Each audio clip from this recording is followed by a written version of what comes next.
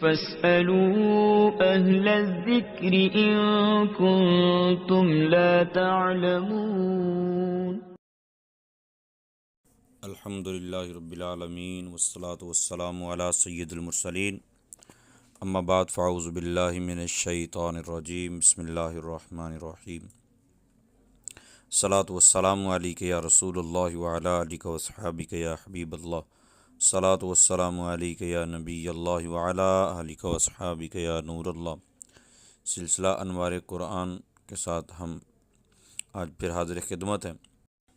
سورۃ القصص پارہ نمبر 20، اس کی آیت نمبر 76 میں اللہ تعالیٰ ارشاد فرماتا ہے، ان قارون کان من قوم موسیٰ فبغى علیہم وآتیناہ من الکنوز ما ان مفاتحہ لتنوء بالعصبۃ اولی القوہ اذ قال له قومہ لا تفرح ان اللہ لا يحب الفرحین۔ بے شک قارون موسیٰ علیہ السلام کی قوم سے تھا، اور پھر اس نے بغاوت کر دی، ان پر زیادتی کی، اور ہم نے اس کو اتنے خزانے دیے تھے کہ جن کی کنجیاں بھی ایک بہت بڑی جماعت پر بھاری تھیں۔ جب اس کی قوم نے اس سے یہ کہا کہ تکبر نہ کر، اتنا نہ شیخی نہ بگاڑ، بے شک اللہ تعالیٰ اترانے والوں کو دوست نہیں رکھتا،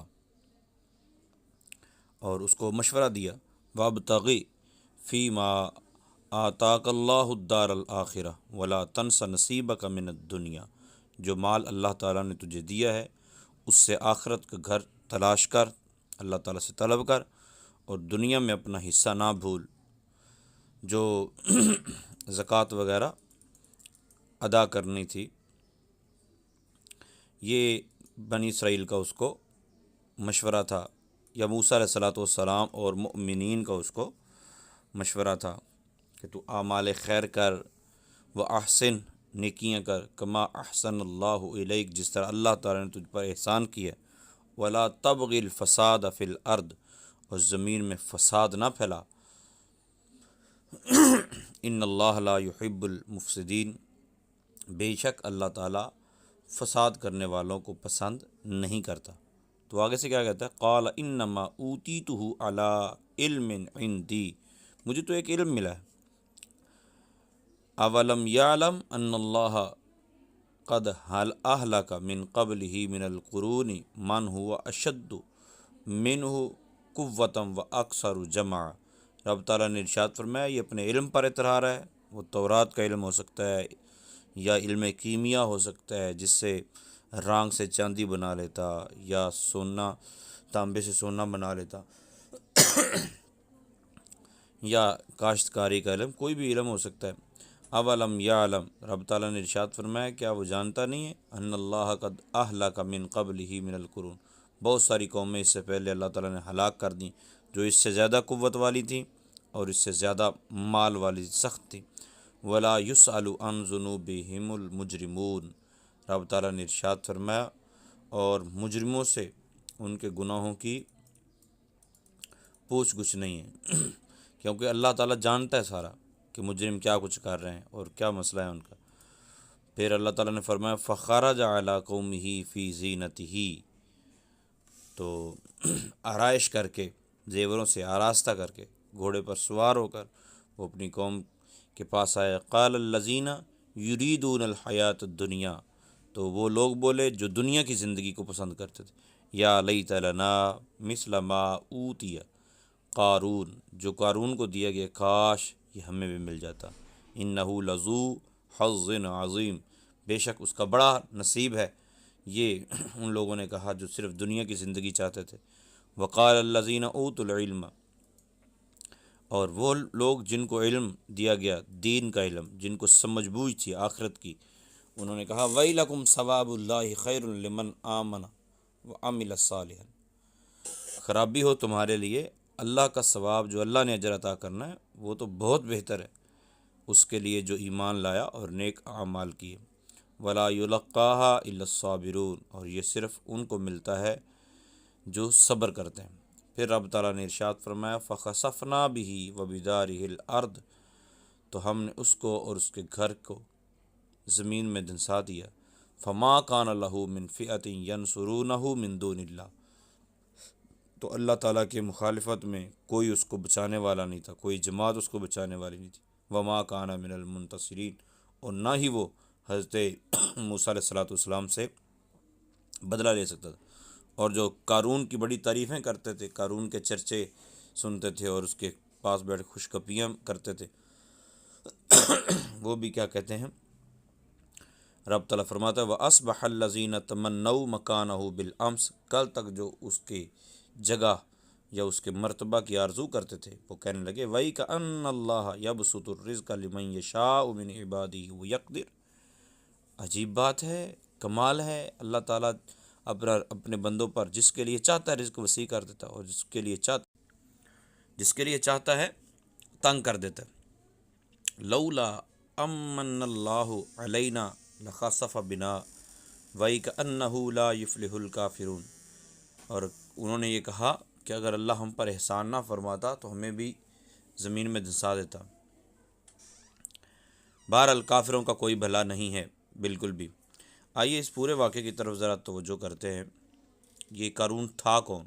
مفسرین کرام نے لکھا ہے کہ قارون حضرت موسیٰ علیہ السلام کے چچا یسعر کا بیٹا تھا، بہت ہی خوبصورت، کمال کا حسین تھا، اسی لیے لوگ اس کے حسن و جمال سے متاثر ہو کر اس کو منور کہا کرتے تھے۔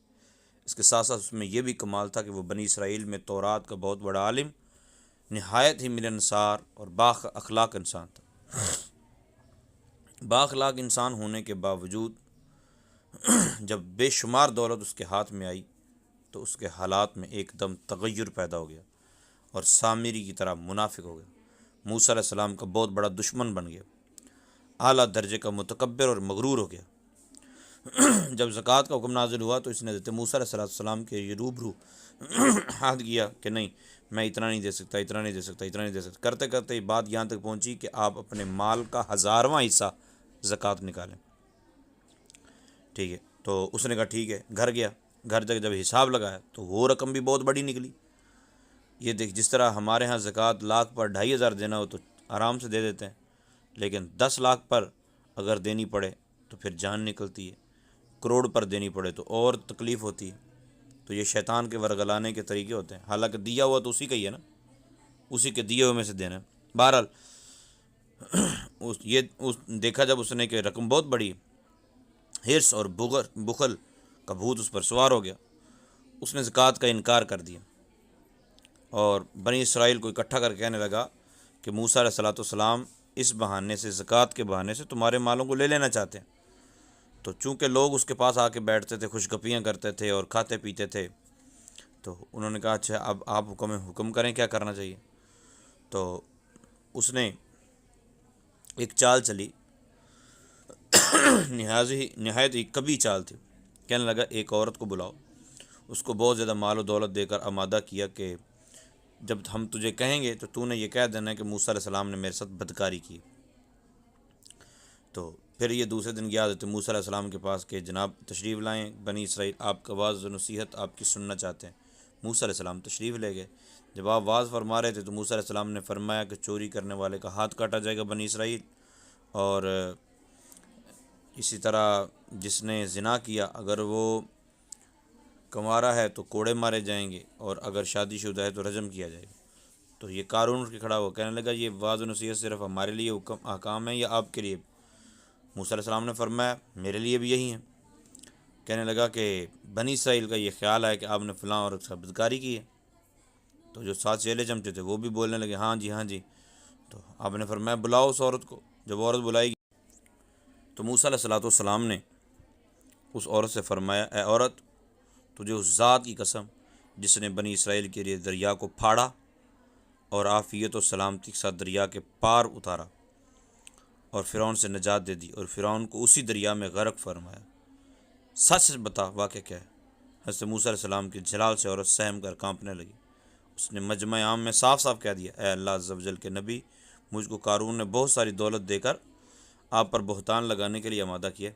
اس وقت حضرت موسیٰ علیہ السلام آبدیدہ ہو گئے، کیونکہ حضرت موسیٰ علیہ السلام بہت ہی اس کو سمجھاتے تھے، قارون کو بہت سمجھاتے تھے۔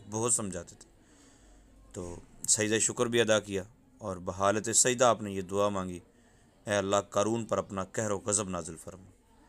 پھر آپ نے اللہ تعالیٰ نے ارشاد فرمایا کہ موسیٰ زمین تیرے کنٹرول میں ہے، تیرے ماتحت کی، جو کہنا ہے کہہ۔ تو آپ نے مجمع سے فرمایا کہ جس طرح مجھے فرعون کی طرف بھیجا گیا، اس طرح قارون کی طرف بھیجا گیا ہے، بتاؤ کہ جو قارون کا ساتھی ہے وہ قارون کے ساتھ ہو جائے، اور جو میرا ساتھی ہے وہ قارون سے الگ ہو جائے۔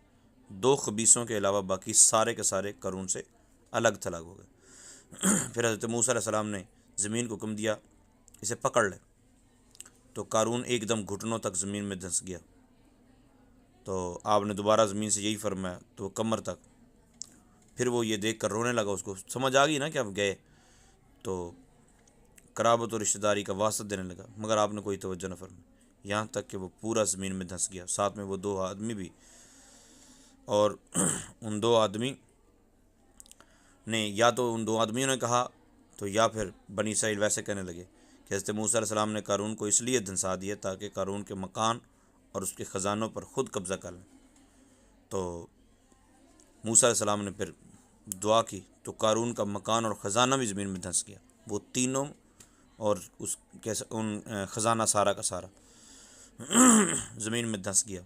حضرت قتادہ فرماتے ہیں وہ قیامت تک دھنستا ہی چلا جائے۔ اس کی طرف اللہ تعالیٰ نے ارشاد فرمایا کہ قوم نے جب اس کو سمجھایا تو وہ نہیں سمجھا، تو پھر فخسفنا بہ و بدارہ الارض، ہم نے اس کو اور اس کے گھر کو زمین میں دھنسا دیا، اور کوئی اس کو بچانے والا نہیں تھا۔